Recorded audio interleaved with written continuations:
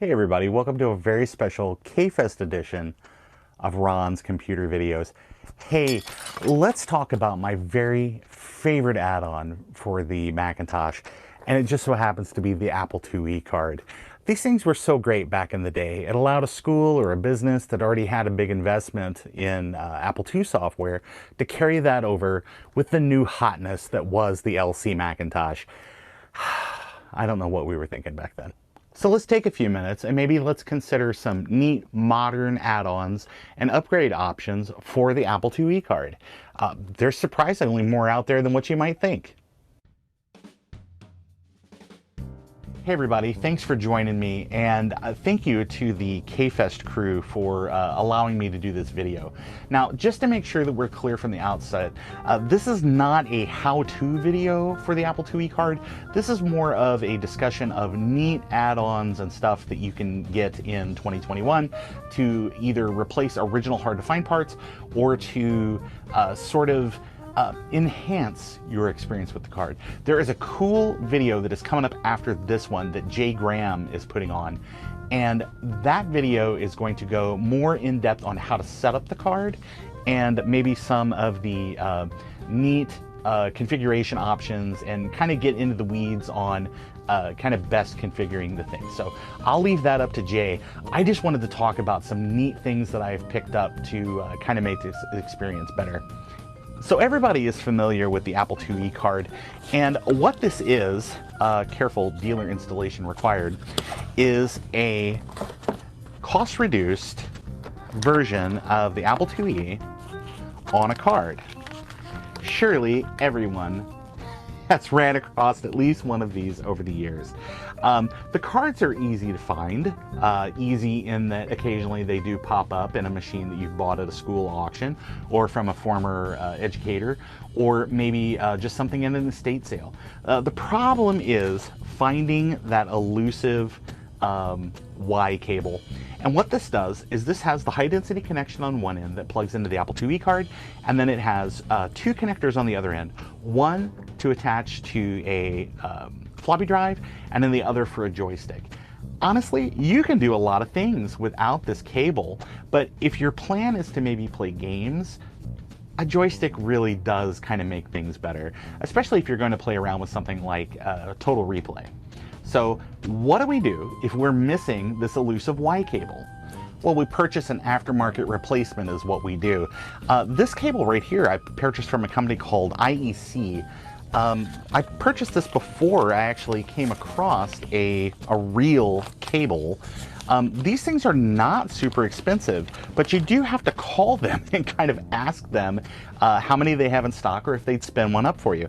This cable right here with shipping, $33.75. If you call them and request part number L1573, they may have some made up or they might make you one.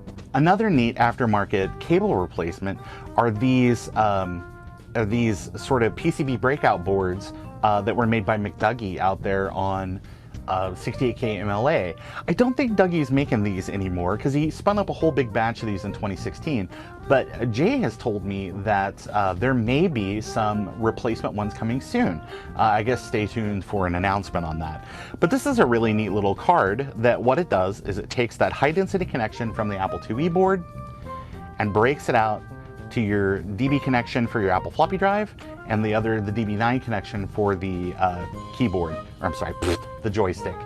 But of course there is some voltage and stuff going through here, so this is kind of a prototype version, but supposedly the new ones will kind of address some of the safety issues with these. But I think I paid $30 or something, and that was probably a pretty good bet when you kind of consider the cost of original cables or even the larger aftermarket ones. And like I mentioned, having that joystick adapter is so important if you want to play games, because without it, maybe you could wire something up, but you know, it's really Total Replay is not as much fun without one. So of course you can always use your classic joysticks like this, like, you know, this classic right here. Or Javier has been remanufacturing these PC joysticks to be compatible with the Apple II. So like this Craft right here, which I like it. It's a pretty nice little controller. It's a little beefier. So you got big hands, it's not too bad. But don't forget, there are also modern replacement options for that stuff as well, like the Simple Joystick from Apple2.net. I ordered one of these. This is kind of cool. It allows you to sort of have like more of a gamepad kind of experience.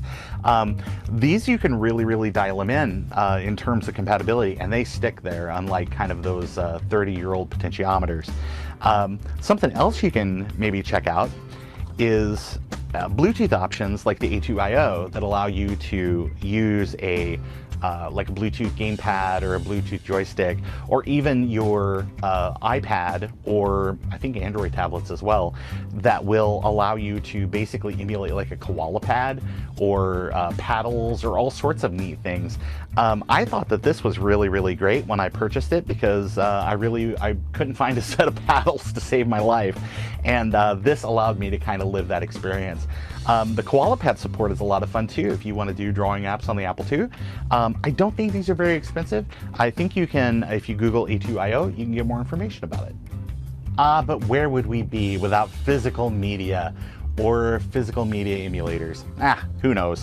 But the IIe Card allows you to use not only like real physical drives, which we all probably have like a mother load of these laying around, but you can also use cool drive emulators like the Floppy Emu, which everybody and their uncle is familiar with.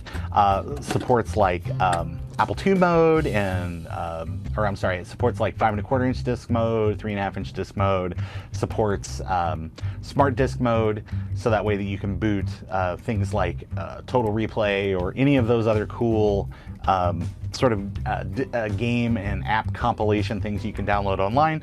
And don't forget about the W drive. It's maybe a cheaper option.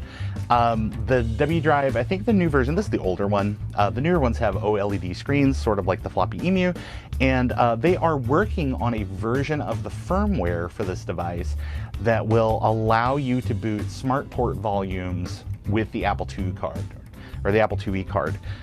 As it sits right now, it will try to load the soft SP, which will immediately crash the Apple IIe Card. So it's kind of a work in progress. They are taking a look at things. These solutions use a IDC connection for the interface for the floppy, but of course you can just use the same adapters that you would use with a Macintosh to go ahead and connect these up to your Apple IIe Card. Fully compatible, shouldn't have any issues. Just remember, you do have some exposed voltages and stuff back here, so as you plug things in, just make sure you don't have anything shorted out, get all your polarities correct, and you're good to go. What Mac should you use for your Apple IIe Card? I would say any Mac that's compatible with the card. So if you want to have an old school real experience, maybe an LC or an LC2 would be the way to go. Especially since the card itself does not support 32-bit mode, so you are kind of limited on RAM anyway. But so a machine like an LC or an LC2, which honestly don't make a whole lot of great use, the 32-bit mode might be the way to go. But I'm very lucky. I have an LC3 that was donated to me, or donated to the channel by Sean at Geek with Social Skills. So again, I thank him all the time for this, but thank you very much. And then I have my trusty Color Classic that I also have a card in, so that way that you can take your Apple IIe experience on the road. So speaking of your Macintosh, what type of storage options should you use on the Mac side? Honestly, at this point in the game, these mechanical hard drives are really on their way out. I understand. I love hearing that sound of the mechanical hard drive. It really adds a lot to the experience. But if I could make one small suggestion, a modern drive emulator like the Blue SCSI, which I'm holding right here, gives you a lot of freedom in terms of being able to back things up configure things very quickly, recover from strange configuration tests, as they call them at my house. The device itself is really nice. Just use a micro SD card that's formatted either FATX or FAT32. Pop that on your PC or your Macintosh, and basically you can just copy drive image files to it. So you go online, you can download some pre-built images, use that to install your favorite version of Mac OS, which would be 7.5.5 or lower, because anything above that absolutely turns 32-bit mode on. 32-bit mode is not compatible with the Apple IIe card, so save yourself a lot of trouble in configuration and don't do that.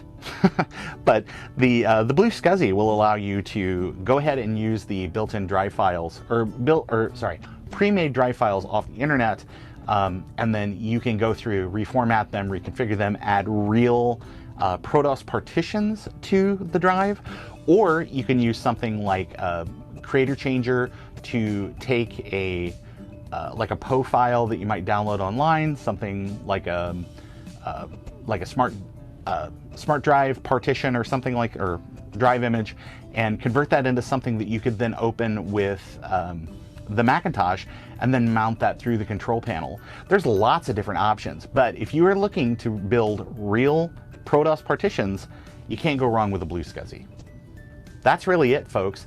This is only like a 15-minute session, so I wanted to leave a little bit of time at the end to maybe answer some questions or have a little bit of a discussion about some neat maybe add-ons that you've seen for the Apple IIe card. Or maybe if you have questions about where I source some of these items or how to make best use of them, I'd love to talk to you. So hey, let's open up some discussion. And remember, Apple II forever.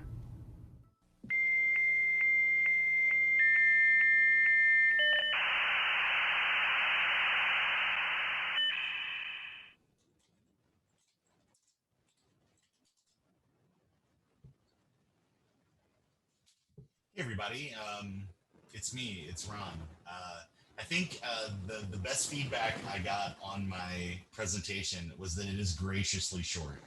So hopefully maybe people gleaned a little bit of something, or maybe got some ideas of some fun things that they can add on, or I'm sorry, not add on, but sort of purchase for their already rather expensive Apple IIe card for their Macintosh machine. So anyway, down, it might be easier to hear than.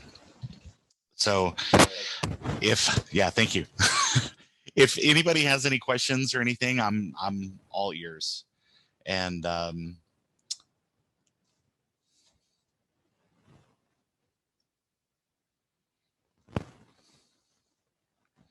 does anybody here actually, yeah, I'm all headphones now. Does anybody here actually own a 2E card, or maybe had one back in the day? Yeah, I'm pretty sure Javier has one. Javier has one of everything. So I really dig the card. I think it's really cool that you can kind of have it all, really have it all, like in one machine with those. When I was kind of growing up, the computer lab in our library, they had like a whole bank of these machines, and they were the original. They were probably the least handy configuration of it, because it was the like the original LC with dual floppies and the card, so you were kind of constantly playing that game of swapping disks to get the machine up and running. But once you did, it was really neat to be able to kind of, more than anything, make screenshots where you could kind of capture your very best scores in games. And we had a little whiteboard that would sit next to some of those machines where you could kind of like keep your scores in Hard Hat Mac and things like that. So so it really, it occupies a very special place for me, kind of nostalgia wise. There's a couple of questions. One says you have a document that lists the different devices, joysticks and adapters and Blue SCSI, et cetera, that you featured and how to get them. Yes, I have my video, and it'll go up after the event over on my YouTube channel, and in the doobly-doo, it'll have links to where you can go to buy all the items.